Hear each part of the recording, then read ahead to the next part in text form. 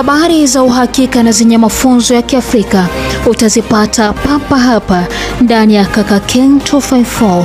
Kaka Ken 254, habari ni hapa.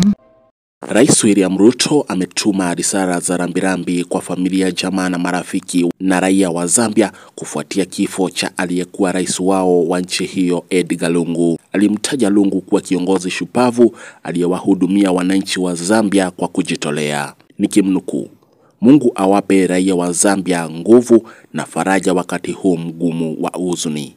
Mwisho wa nukuu.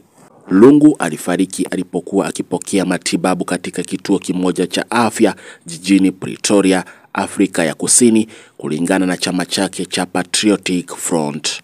Aliongoza Zambia kwa miaka 6 kuanzia mwaka 2015 na kushindwa katika uchaguzi wa urais wa sasa na Hakainde Hichilema kwa kura nyingi.